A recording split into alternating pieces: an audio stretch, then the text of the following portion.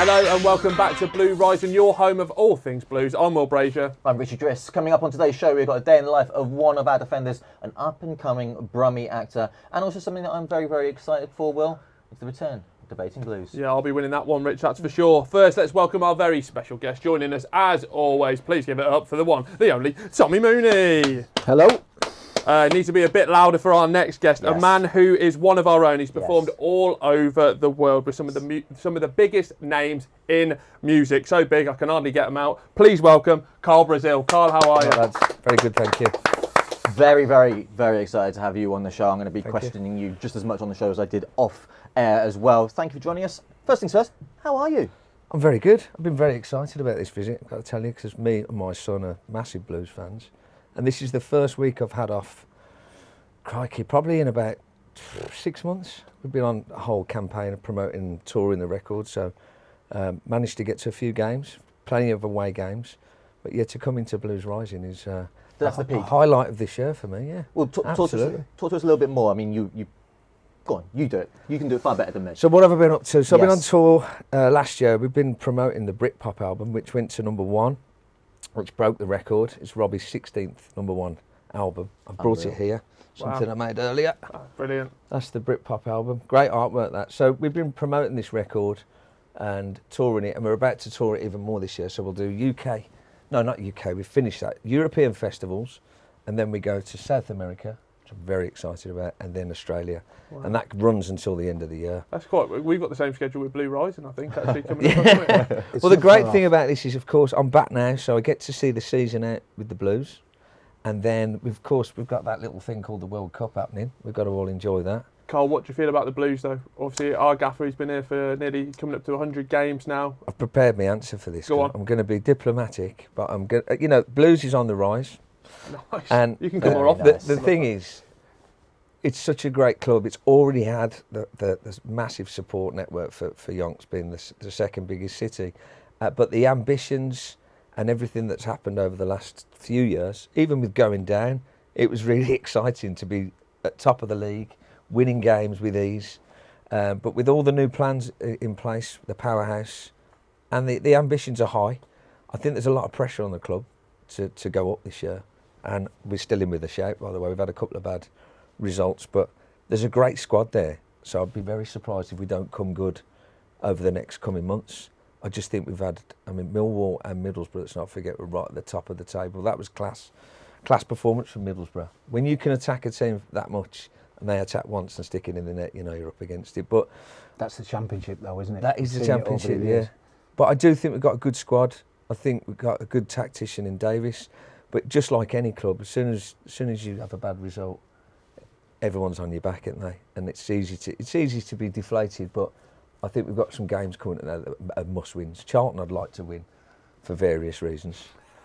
And I hope Nathan Jones stays in his technical area this time, because he's constantly outside. Me and my son Finn were sat there going, "Get back in your box, will you?" Good contest, won't it? Who does the most steps in their technical area, Chris or Nathan? Yeah, but I'm positive about the Blues. I'd love us to be in the playoffs.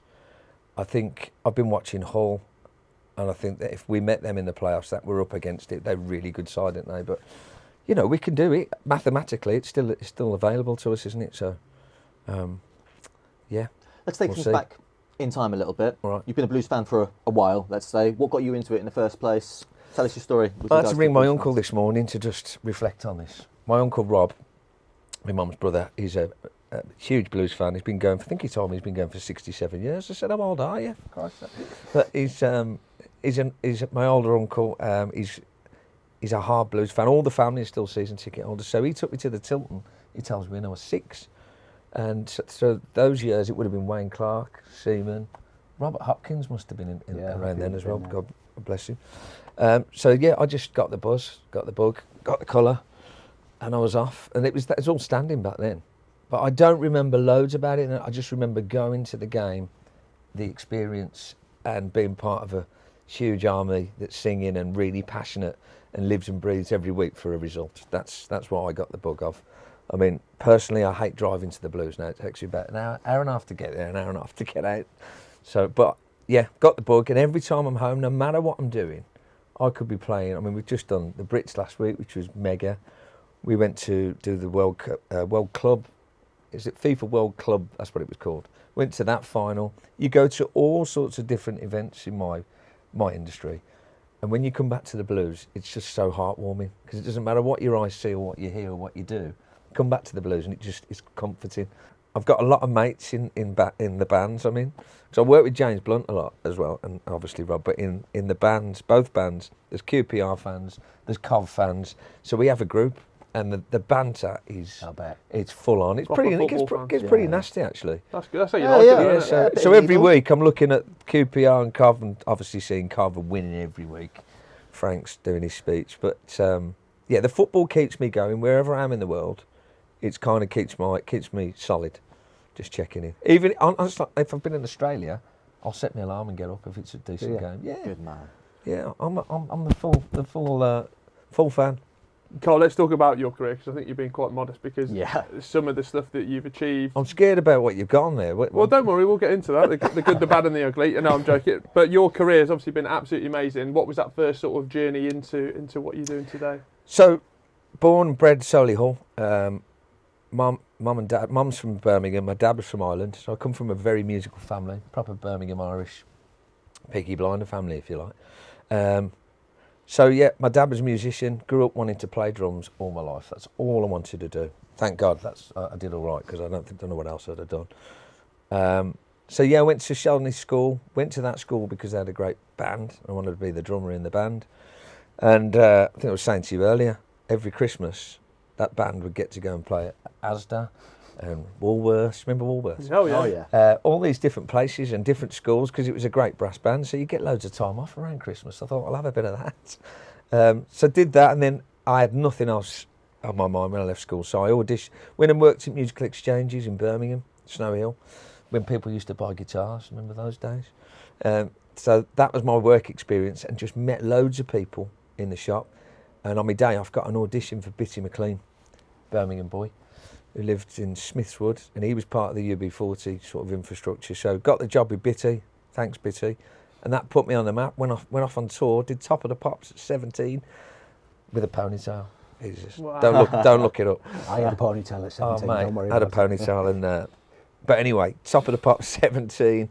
Did a tour with Wet Wet Wet, so I was up and running, and thanks to the Birmingham scene then, I was playing at Ronnie Scott's, I was playing with Ruby Turner, and I was doing loads of great stuff, and I have to thank all them people for, it was all steps up the ladder to get to London and get your dream gig, if you like, which I believe I've got now. I really do. Yeah, you've alluded to it a little bit, but we should give you a proper introduction as Robbie Williams, drummer, writing partner. Musical director. Musical for the director. tour, yeah. So I've been really fortunate with Rob. It's been a long journey. I was playing in Los Angeles with James Blunt at the House of Blues, which has also gone now. It's a bit of a common theme, this. And I watched the documentary again last night when I knew you were coming on. The James Blunt it's good, one. isn't it? Loved it. James is hilarious. He's not a football fan at all. He's got two left feet. He actually joined in a game once, and he was really decent because he was the type of player that when you just say, just give it now. Just give it. He just wins it, gives it straight away. And if you've got a team of them, you're onto something. You can make a living out of that. And now. do you know what he did for us in the World Cup in Germany? What year would that have been? 2006. Yeah. When? 2006. 2006. He said to us, he got us all to reception, and he said, I've got a surprise for you. I want you to come down to reception. He gave us all tickets for the final, Italy, France, with the Oh, yeah, wow. The headbutt. I saw it there. Oh. Yeah, so that was exciting. Anyway, going back to doing this show in LA, James we were playing the gig, and Robbie Williams turned up to watch the show. That's where we made friends, and I ended up going up to Rob's place. He had a beautiful football pitch, and we used to play football up there on the days off, and on the evenings. It was absolutely glorious, and that's how I met Rob, really. And then about a year later, Rob got in touch. His drummer had left and gone to Oasis, and he said. He sent me an email and said, I need a drummer. And I'd got a year off. He said, do you fancy coming playing drums? I was like, I'd absolutely love to. What an email to get. And that's 17 years ago. Was it sort of that love of football, obviously, because obviously you're so close to Port Vale, but was it also that being that proper football fan, you've got that common ground to sort of get on with at the start as well? Basically, yeah. Football's a really good communication thing for us musos because it's all we talk about when we're not on stage, Because you mentioned obviously how many #1 albums there is. Obviously you've been part of that, and you've almost got this gallery of amazing stuff that you've all done together. Does that, like at Blues, we look back on last season and that group of players, is it almost a bit like that? We have it. We call it wins. We have wins. We like trophies, in music form. So having a #1 album, doing some great gigs. 1.6 million he played to last year. We'll do it again. I'm competitive, and so is Rob. So anything we do, we want to win. Yeah, I love that mentality. It's not a bad thing to be competitive or want to win. Same as in anything. I think it's a good trait to have, isn't it? And what was it like? Obviously, it was a couple of weeks ago. It wasn't like being in Argentina. It was a bit rainier in Birmingham at St Andrews. For the West Brom game. For the West Brom game. How did that come about? Well, I think I didn't do myself any favours, because it's fair to say the Blues this season at home, it's been a fortress. Yeah. I was on the train. I got the train back. This is how much of a fan I am. I woke up down in Bournemouth, got the train at 9 back for the Portsmouth game with a load of Portsmouth fans, and with my son, and we got to the game. I think we won 4-0, didn't we, against Portsmouth at home? Yeah. 2 so 4-0s, wasn't it? That stayed in my head. The Millwall game stayed in my head. There's lots of performances I've gone, well, we're a tough team at home, and we've got such an atmosphere now. I said to Williams, I said, come to the West Brom game, and you won't believe the atmosphere, which was great, but I said, you won't believe how we play at home. And it was a bit rainy. Of course, it was a 0-0 boring draw. And I spent most of the journey home going, honestly, we're really good at home. But yeah, that was a tough one. I think over the last few weeks, there's been a few sticky sort of results, isn't there? The Oxford game, I was like, and then the Leeds game. So I watched that in Dubai. I'm not going to lie. When the last penalty got saved, I just smashed the laptop closed. Because I thought, in football, I don't mind. If you've had a good game, I hate penalties, they're cruel, but I just thought we deserved the win. Yeah. And I thought that was a great springboard to go into the next games. And we did. We went to Norwich, did the damage, even though the second half was backs against the wall. And I honestly thought after Norwich, we'd started to win away again. So the Millwall game was a bit of a crusher. That was a bit of a blow. And losing John Solis, who I love, that's a real shame. I think all the new lads are great, by the way. I just want them to. It's hard because it's such a squad. I just want them all to have a good end to the season there. Especially Prish. He's got to get one in, hasn't he? One of Elton John's top 10 favourite players of all time for Watford is Tommy Mooney. Is it? And it's a man, and that's a man you've worked with as well, isn't it? Yes. Well, that was like a. So through James Blunt, who is still very good friends with Clang again. Sorry. No, you're fine. I can see the eyes now. I ended up playing at the Oscars with James and Elton together. It was another pinch.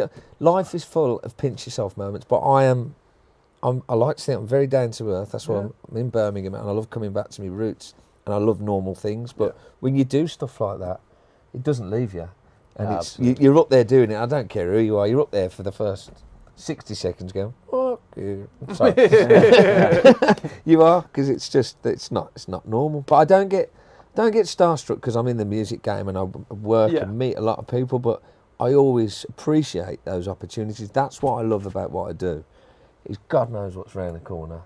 And working with Rob, he does all sorts. I mean, what we've got on this year is just ridiculous. I always say to him, and he does the same, we'll go, what's going on? But it's great, that's what you live for. That's what it's all about. Just on that, you've done so much, there's so much more to come, but would a dream be for you, 5 years' time, we're in the powerhouse, we've got a #1 record, the Blue rising to the top of the charts. Absolutely, yeah. But you drumming at the powerhouse. I'd love to do a gig at the powerhouse, but what I'd love to do is put a show on where we choose the acts. And the Brum. We open the powerhouse with a proper gig. Power show. Who would you pick? Well, Rob would have to be on there, but maybe with the Ozzy Osbourne band, like he's just done at the Brits. It's a tip of the hat. But saying that, Villa. It's Villa, isn't it? Yeah. But we could change the course of that. I'll trust you to do that job. I can do that. Dukey opening.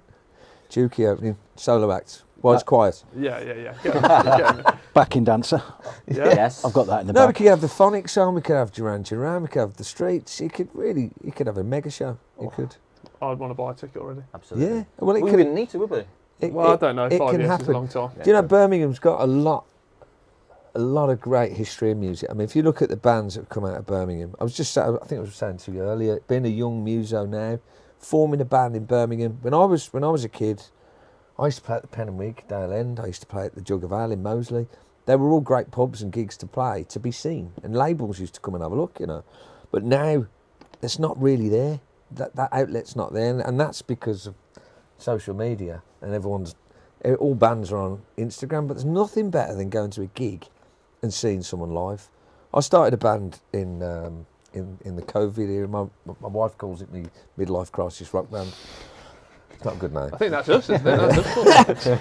But yeah, we started this band and it was really fun, and we played like the Hare and Hounds, King's Heath, and did some great stuff together. It just took me back to my roots a bit, but just made me realise there's not really much of an outlet for young bands. It's harder these days to be discovered, I'd say. So what would your advice be?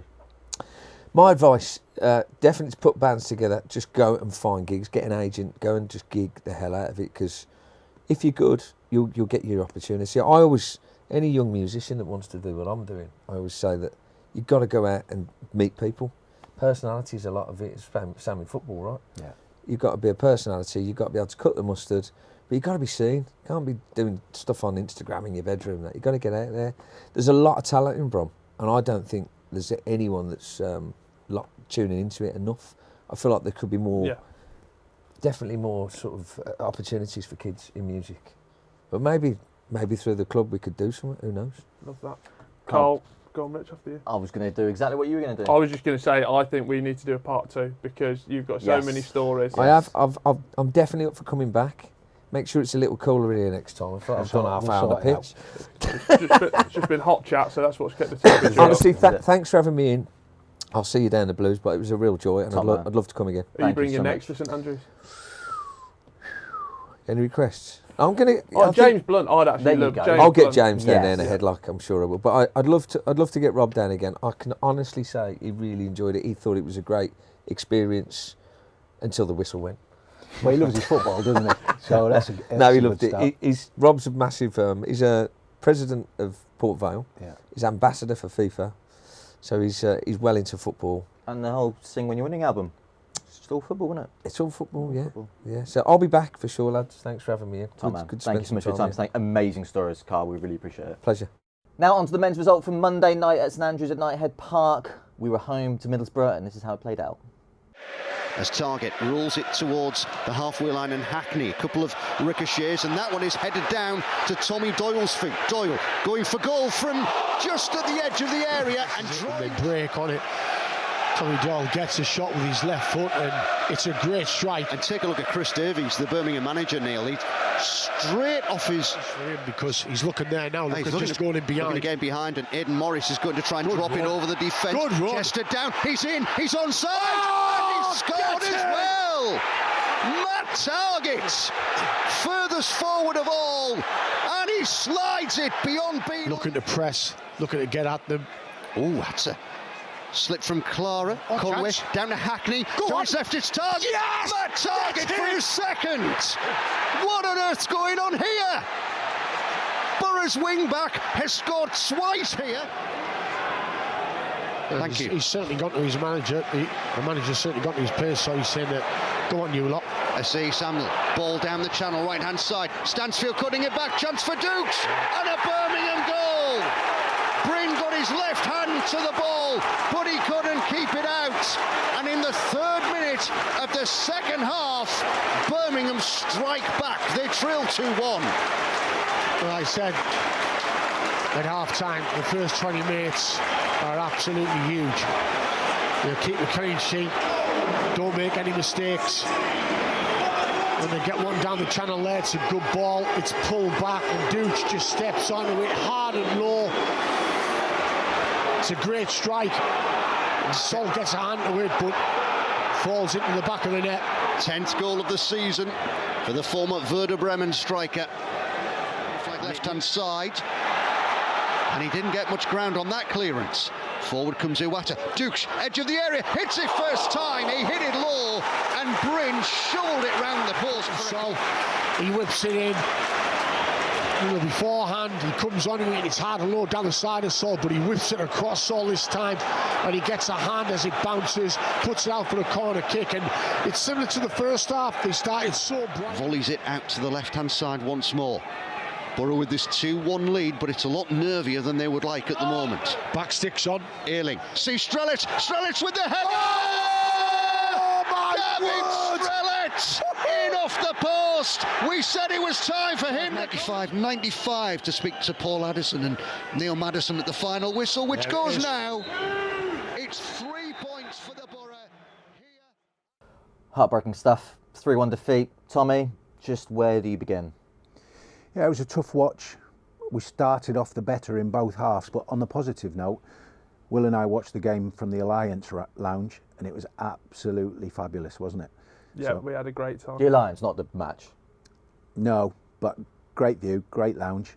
And then we started the game so well, just couldn't get the first goal. And then I have to, to a certain extent, I have to be honest, and I think we just got out-championshiped. Middlesbrough, very organised, very high press, and we struggled a little bit after the first 15 minutes of each half. Obviously the second half, get the goal, and that pass from Jay Stansfield into Marvin was outstanding. And you think the momentum changes. We were off our seats, everybody else was, and you think, here we go. And then sucker punch, Middlesbrough score again and virtually kill the game off. So it was really difficult at times, but the first 15 minutes of each half we were by far the best team. You say out-championshiped, but it looked to me like the goals could have been avoided. The first and the second, and maybe even the third actually as well. Individual errors that all added up to conceding them. Yeah, and I think Chris said in his post-match that it was individual errors, and yes, we've seen that, but that happened. All I would say is that, me, I'm trying to take the positives out of everything, and there's 11 games left. There's a lot of points to play for, and sometimes when you lose, particularly at home, it focuses the mind a little bit, and they know how hard they've got to work and what they've got to do now. Tom, you mentioned 11 games left. You are being very humble because off camera you said obviously you've been here and you've been part of promotion teams, and that running, that can be done, can't it? Absolutely. The twice that I won promotion from the Championship to the Premier League, I think it was something like winning 11 of the last 12 games. With Steve Bruce's Birmingham and with Graham Taylor's Watford, exactly the same. Because it's that momentum going into the playoffs. You almost know, you're hopeful, but you almost know that you're the best team going into the playoffs. And it gives you that sense of entitlement almost. We're the informed team, we've reached the playoffs, now come and take it off us. Mentioned the sort of individual areas that all added up to mean that we conceded the goals. Where would Chris Davis be focusing now? I think it's about just getting back what we had. We've picked up away from home, some good performances away from home. The last couple of games have not been what anybody wanted, certainly Chris Davies. So it's about getting back to what we were doing well, that high press, the switch of play, attacking teams, creating the opening 10 opportunities. minutes, basically. The opening 10 minutes in each of the half, sustain it. Now that's easier said than done. We're all well aware of that. But when you come into this point of the season, that's exactly what you have to do, week in, week out. Charlton, Saturday, Lyndon Dykes. Did you like playing against former sides? From a defensive standpoint, is there stuff that Will know sort of how to neutralise his game? Yeah, I was very, very lucky that I always scored against former teams. So it not so much meant anything more, but I was very confident because of my stats that I would Were do you it doing an again. Adebayor each time you did that? Or were you... No, I wasn't. Sometimes I was respectful, sometimes I went overboard. Yeah. What would that depend on? My time at the club. Right, yeah. Certainly if I'd won something at the football club then, and the supporters treated me well, then I wouldn't ever, not sure what I'm going to say about that. Be a bastard? I would never rub their noses in it is what I was going to say. 8 points outside playoffs now. Is it over? 11 games left? Not at all. We talked about my experience of the running. It's just about being positive, getting back to what we did so well to put us in the playoff positions less than a month ago. It's about getting back to that. And certainly it's hard on the back of a couple of poor results and poor performances, but the spells that we've showed, sustaining that for longer, wins your games. Now, Tommy, a bit disappointing for me to read this, but I heard you've been spending time with other men that's not me. You've been spending some time with Big Phil recently. Strictly speaking, it's not cheating. Yep. However, I did spend a day with Big Phil Neumann. Almost took me back to when I used to be somebody, Will. You are somebody, mate. To you. Yeah, to me. Yeah. But it was great. You know, welcomed us into his home and showed us his daily routine. Not that different to my memories of being a footballer. So yeah, it was a really nice insight, and Phil was great on the day. Let's have a look how it unfolded.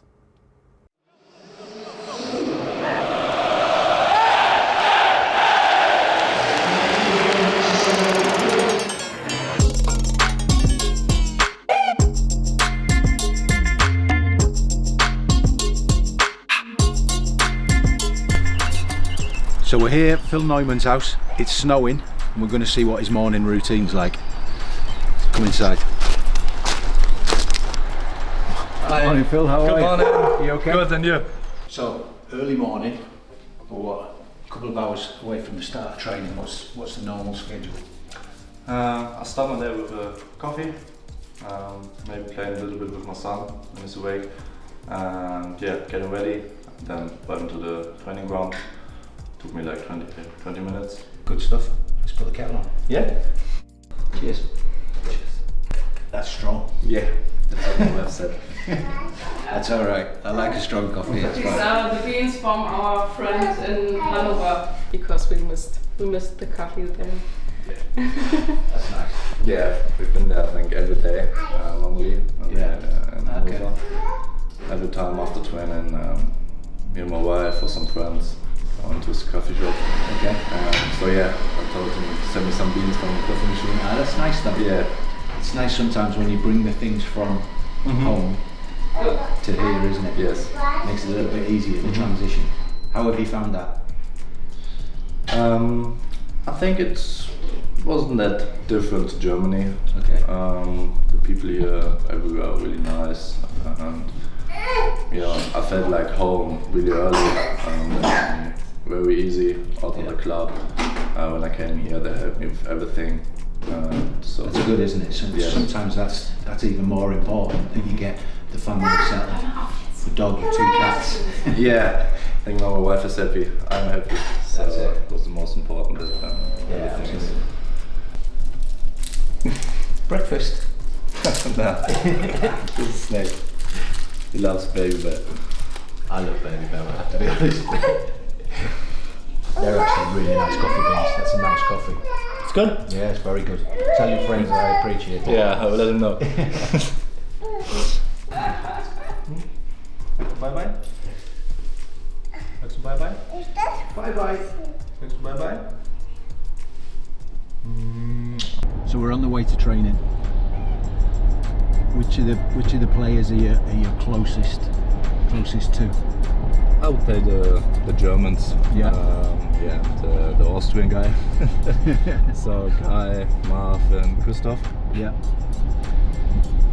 So you and Christoph are friends. You're not enemies. Yeah, I heard a lot about this. At the time where I was not playing that much, but we're really good friends. Our wives are really close. That makes it easier, doesn't it, when you have Yes. a good relationship with the players on and off the pitch. Yeah, of course. We can all see how good your relationship is on the pitch, but it's nice for the supporters to know that you're close off it too. So we've arrived at the training ground. What do you think about the facilities? How does that compare to German facilities? I would say it's quite nice. Yeah. Big gym, really big gym. With like a playing room with a dartboard, and for everybody. How good are you at darts? Not good. Not good. No. No. Who's the best darts player? Oh, we have a tournament now. Yeah. It's on for like 2 weeks. Okay. Everybody, the whole staff, every player is in. Yeah. I lost in the first round against Lee Buchanan. Okay. Well, I would say head is quite good, but it's already out. So Who's your favourite of the tournament? maybe Rocky. Yeah. Yeah.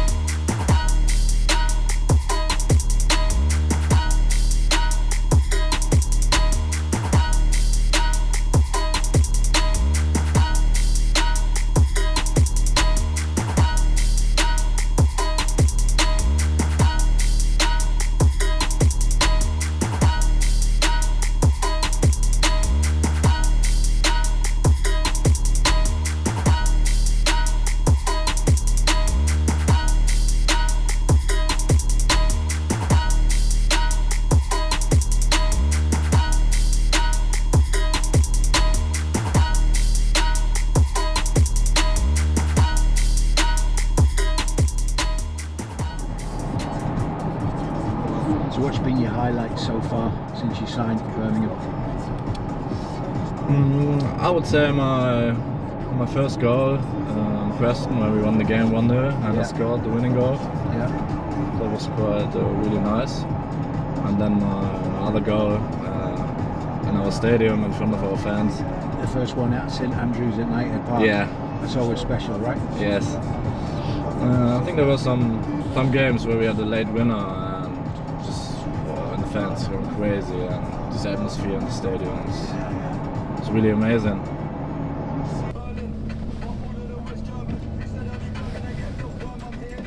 Much appreciated. Thank you very much. Yeah, thank you very much. I've had a nice day. Yes.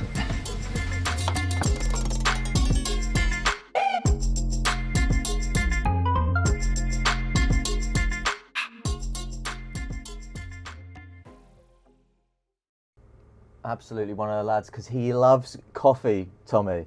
Kindred spirit. We both love a coffee. I had a nice day, Will. I'm not going to lie. I had a nice day. Don't be. Okay. What was his coffee order? Well, Phil's is. I don't care. Big Phil's adapted to Birmingham life, but this man is Birmingham born and bred. Actor Jayden Hanley is starring in an exciting upcoming project. Let's chat to him. Jaden Hanley, thank you so much for coming on to Blue Rising and joining us. How are you? And lovely shirt as well. Thank you very much. Yeah, I'm really good, thank you. Yeah, lovely shirt. Managed to finally get it from home, got it delivered.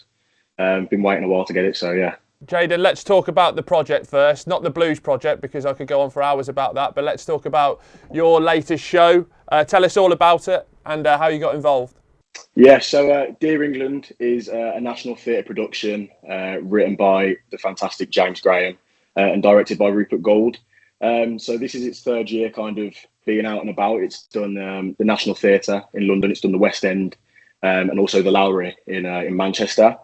So now finally we kind of get the privilege to take it on tour, a national tour all around the country. I think it's 16 venues potentially, and we finish at the Hippodrome in Birmingham. It's based around England's run in the 2018 World Cup, including first penalty shootout win since, 1996 it would have been. Can you tell us a little bit more about your role as well? You play Marcus Rashford, don't you? Yeah, so I play Marcus Rashford, and so the play's kind of evolved over the 3 years of it being around. So it kind of started off with a big old focus on the 2018 kind of World Cup. But obviously since then there's been many tournaments, so we kind of take it from the whole story of Gareth Southgate essentially. So from the 2018 World Cup to Euros 2024. And so kind of the players get to go through that kind of journey. Some of us obviously being dropped, some of us not being involved in all the squads. But yeah, it's been a pleasure to play kind of Marcus Rashford. Obviously such an impactful kind of figure in, not just in terms of football, in terms of everything, everything he does, his activism. So kind of taking on that role has been challenging in a good way. I think it's always interesting to try and take on a real person. You kind of have to really do it justice, but especially when that person's so impactful and has impacted on so many people's lives and really helped them, you kind of really, really want to get that character across. So yeah, it's been a pleasure. Impactful, great bloke, but unfortunately he did spend 6 months across the city at another club. Did you think this role's not for me now? I was really, really hoping that they didn't put me in that club's shirt. I'm not going to speak about them. But thankfully I managed to avoid all of that. Just England kits for me. So yeah, that would have been an interesting one. I would have refused to wear the kit. So that's a good job. I didn't have to be put in that predicament. Lovely. Jayden, let's speak about the Blues, something you're very proud of as well. See it all over your social media. You're wearing the shirt today. Have you got a season ticket? Where do you normally sit? Who got you into the Blues? And it's for life now, isn't it? It's for life. It's forever. I do have a season ticket. Obviously, unfortunately, not been able to manage to go down to many games. We've kind of been on tour since August, so I've managed to come kind of when I've been home. I think I've made it to about 3 or 4 games. But I sit in the Tilton Lower, Block 4. Safe standing, kind of. Yeah, I've kind of always had my season ticket in the Tilton.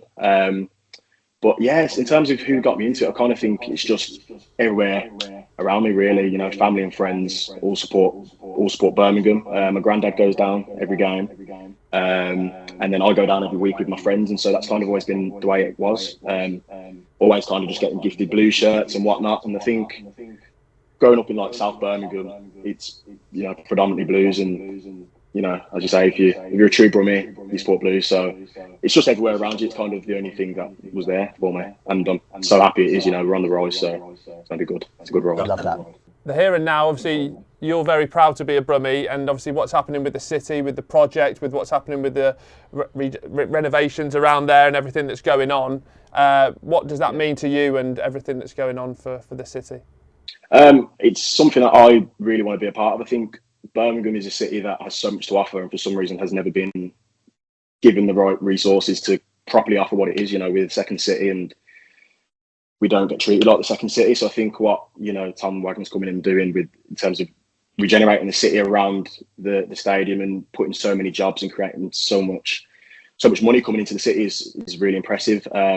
Something obviously there's in Digbeth Lock, the new studios that Stephen Knight's built is massive for the city. There's so much that's been moved there. Peaky Blinders filming there, which is something that should always have been in Birmingham, and obviously just again for the lack of resources kind of had to be filmed in Liverpool and Manchester. So I think it's something that I really want to be able to do outside of Birmingham. I think the kind of notion when I was growing up, the kind of narrative was that you kind of need to be in London to kind of make it. You need to be in Manchester to make it. And I'm very stubborn. I've always wanted to do it out of Birmingham because I think it's possible, and I think it's a lot more rewarding doing it from somewhere that it's a lot harder to do it from. I love doing what I'm doing, and why it's so special going to the Hippodrome is bringing shows like this. It's an Olivier Award-winning show. It's a big show. It's been going for 3 years. It's done the West End. It's done Manchester.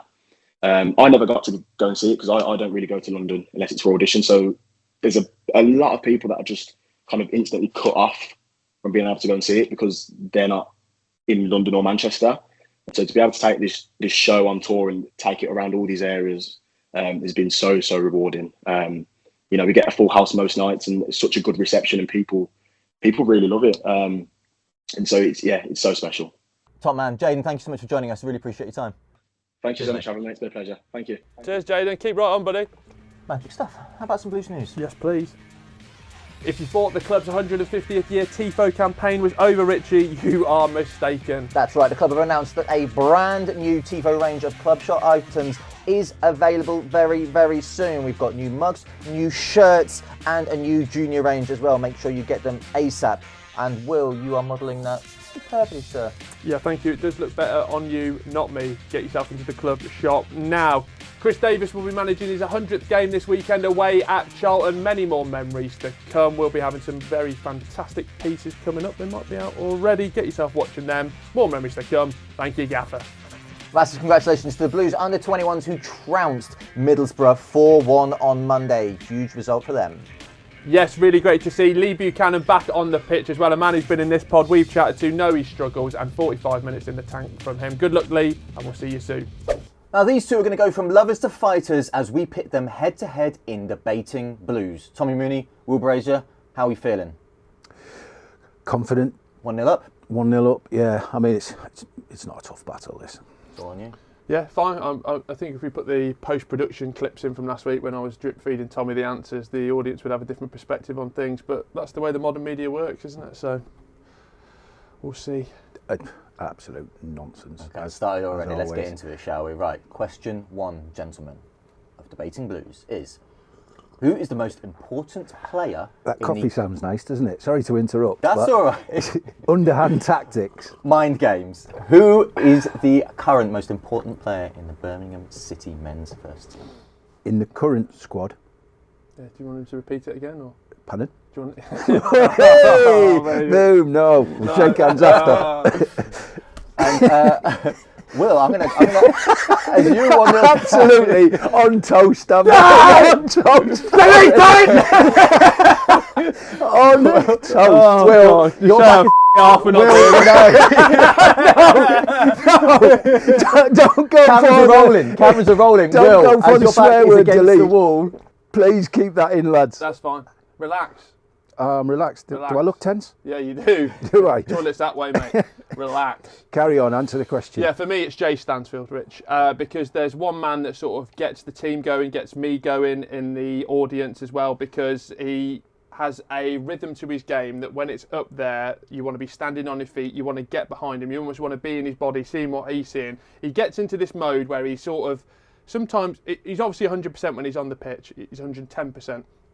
There's an extra mode he goes into where he's barging into players, having little nibbles, smiling on the pitch, and for me that gets the tempo of the team going, the tempo of St Andrews at Knighthead Park going, and for me, when he's at that mode, which he is very, very often, there's no more important player for me than Jay Stansfield. I'm not even, and that's parking one of the most technically gifted strikers in the division. Who knows what he's going to go on to? He's going to play for England, he's going to be our superstar, take us to the Premier League. But for me, it's Jay Stansfield. It's a strong start. So to summarise, I think you said Jay Stansfield, you want to be behind him, you want to be inside him, I think is what you said as well. Yeah. I've got to be honest, I can't disagree with him. As much as I want to, I can't disagree. Now, he was mentioning drip feeding answers. He knew that I would go for Jay, because I've spoken many, many times about what Jay brings to the team. Be quiet. Absolute coward. Just be quiet. Pipe down. Thank you.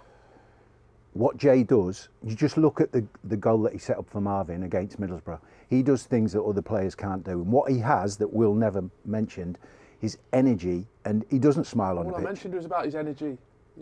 Two of these, one of these, maybe listen a bit more. Well, all I spoke about was his energy. But you're interrupting him. Yeah, sometimes, Richie, you have to cut him off because he does talk a lot of drivel. If I had a yellow card, I'd brandish it right now. Give it to him for... Sorry, Tommy. Good job I finished my coffee, because he'd be getting swilled. Yeah. Do not interrupt me. Yeah, get going, Grandad. Hurry up. Wow. I am also going for Jay Stansfield. I know it's... Oh my God. Left backs again. We got Charlton on Saturday. We need to get out of this pod. Bloody hell, come on. You mentioned some fact, but the most important thing, he's a leader on the pitch. Forget how old he is. Forget his goals. He's a leader on the pitch. He sets the energy and the enthusiasm in the top end of the pitch. Closing down people, he'll start off and people will follow him. And you need that, particularly in the running. You need that reliable striker that's going to, yes, get goals, but set the momentum for the team. So as much as I like to disagree with this plank, I'm also saying Jay Stansfield. So, as you both went for the same player, I'm not penalising for going for the same player, because both answers are valid because they're the same answer. I'm going to give this one to Will. Thanks, Rich. Well played, mate. We've given the same answer, Richie. I'm going to give it to Will only for the passion that he delivered, his monologue. Yeah, and also I thought about it, you know. Tom just pulled something out of and just went with that, so... All to play for. Question 2. I admit I'm going to find this very difficult to be impartial about. What is, Tommy, you first, what is the hardest position to play on the football pitch? Tommy, Jay Stansfield. Tommy, you can't keep saying Jay Stansfield. Enough. Sorry. Please. Thank you, Richie. Sometimes you need a referee. Unfortunately now there's a fourth official in the tunnel that stops a few bus-stops. The fourth officials here are going to save your life, pal. Yeah. So is your answer fourth official the most difficult position to play on the football pitch? No, because that's not a position, Richie. Obviously, I'm going for a striker. Obviously, because it's the hardest part of the game is putting the ball in the back of the net. Now, I appreciate virtually every position on the pitch can put the ball in the back of the net, but strikers, the intensity of their work and the pressure on their shoulders to score the goals, I get that you're going to say the other end of the pitch, the goalkeeper, because you're in the goalkeepers union, but the strikers union's far more important because strikers win games. Their work rate, they're defending from the front, scoring goals, dealing with the adulation of the fans, the pressure of the fans if you miss a chance. Winning games is about scoring goals, and essentially the strikers have that role in their remit. Will Brazier? What I'll go for is goalkeeper. Now it's a very Oh my god! it's a very tough position, Tom. I don't think It's a very tough position. Do you know what I will say? What I will say, just to interrupt. Sorry to interrupt you, but I will say that the pressure is on you to do it the justification that it actually deserves, instead of you just saying what I know. Instead what of you you know just- you want. And me also to how say. the format works, we need to get to the third question, so Tom is actually going to have to get this point as well. Well, you're just kissing the backside of the referee here and the judge, aren't you? Mate, honestly, if you were down in the Central Warwickshire division between the ages of when I was 13 and 14, which, let's be honest, would have been a bit weird if you had been there, but I was pulling off some unbelievable saves. But also... This isn't about you.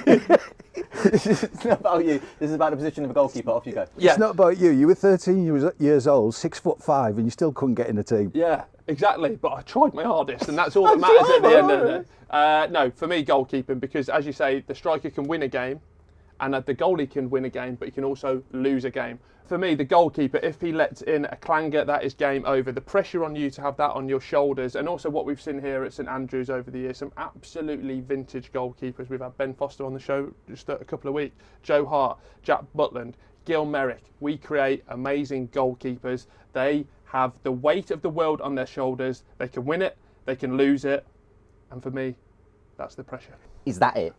That's all. Yeah, that's it. That's me, all yeah, you've got to say. Yeah, I prefer it when you sit back because your breath's not fresh.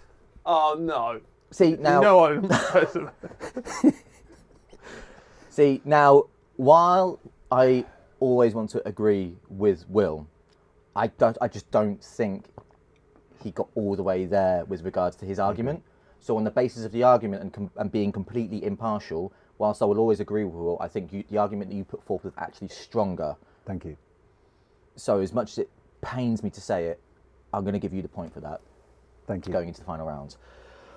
Ouch. Which is... Goalkeepers are really important. I get that. But strikers win games, not goalkeepers. Which is... Which kit is the best kit that the club have ever produced? Tommy Mooney, after you, please. I would go with, and there's relevance to this, the Penguin kit. Which one? 1971, the original. First worn in the year I was born, the month I was born. 1971. Google me. I have, yeah. And then the relevance is the new centenary. Penguin- Sorry. Was the penguin in black and white then, or in real life, or was it in colour back then? Or was that...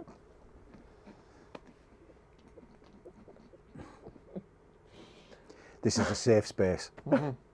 We'll be leaving this safe space. Just remember that before you start piping up. It was a question. Right, stop talking.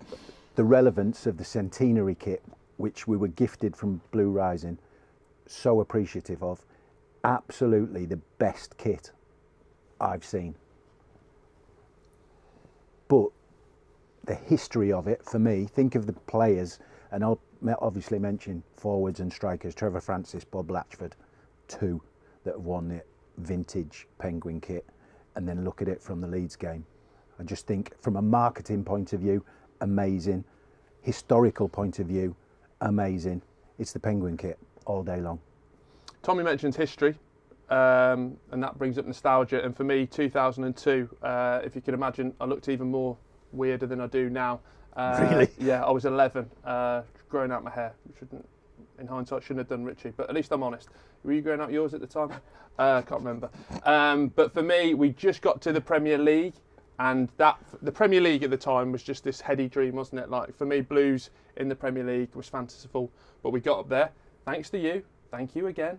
Really appreciate that. You're welcome. I say that every morning. My little shrine I've got in the corner. I shouldn't have said that. But for me, yeah, that kit, Le Coq Sportif, the darker blue, the phones for you, the numbering on the back, and it was just part of what were some fantastic games. Beating the Villa in the Premier League, under the lights, just a really special kit, which I've got one now, and every time I put it on, I think of Tommy, I think of Christoph, I think of all those special players, and thinking 11-year-old Will seeing Blues in the Premier League, creating history and moments that we'll never forget. Thanks, Tom. You're welcome.